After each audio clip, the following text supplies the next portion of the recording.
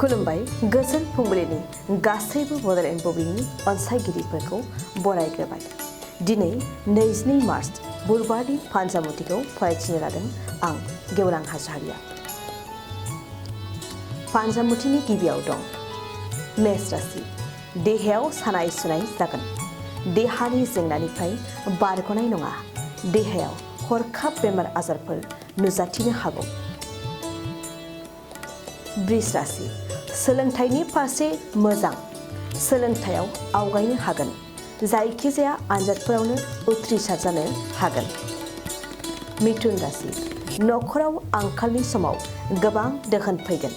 हरखाब दोहोन मोननायखौ थिनानै दोनगोन। रां रुफा बाहायनायनि फारसे सांग्रां जागोन। कर्कट राशि। नोंथांनि थाखाय दिनैनि साना मोजां जानाय नङा। नोंथांनि जेखि मावा गुबुना हेंथा होगोन। बेरेखा समाव जेबो मावफुंनो हानाय नङा। सिंह राशि। बबेबा जेंनाखौ लानानै देहायाव लोरबां मोनगोन। लोरबां गोसोआ नोंथांखौ जेरावबो आवगायहोनाय नङा। दुखुजों समखौ बारहोनांगोन। कन्या राशि। खामानि नागिरनायाव मोजां सम। हरखाब मोजां खामानि मोनगोन। गुबुनफोरबायदि खामानियाव जगाजग जागोन। तुला राशि। नखराव मोजांसिन सान। नखरनि गासै सोद्रोमाफोरनि गेजेराव मोजां सावरायलायनाय जागोन। गोथार सानाव गोमोथाव खामानि मावगोन। वृश्चिक राशि। देहानि थाखाय मोजां जानाय नङा। लोरबां देहाजों गुबुन जायगायाव थांनो हानाय नङा। जानाय लोंनायनि फारसे सांग्रां जानांगोन। धनु राशि। बिसि फिसायनि गेजेराव असान्थि जागोन। एसे जेंनायावनो सानैनि गेजेराव दावराव दावसि जागोन। सोमोन्दोआ गावस्रानो हागौ। मकर राशि।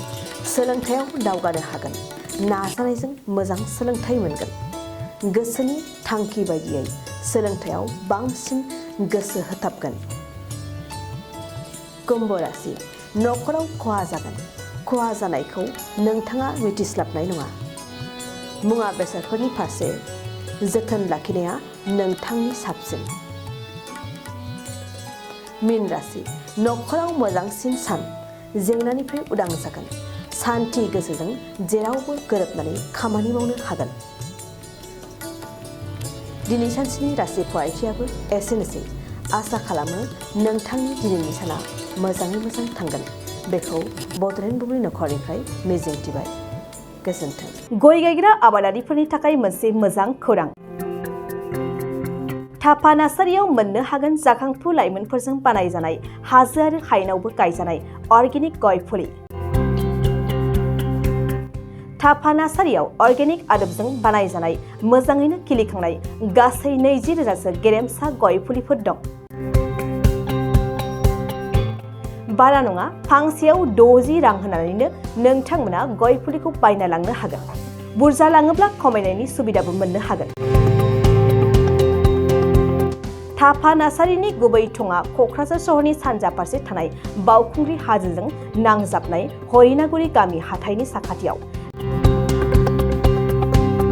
बे अर्गेनिक गय फुलिफोरखौ लांफैनोब्ला नोंथाङा 8011837272 नङाब्ला 9707460226 जानबुं अनजिमायाव थोंजोङै जगाजग खालामहरनो हागोन।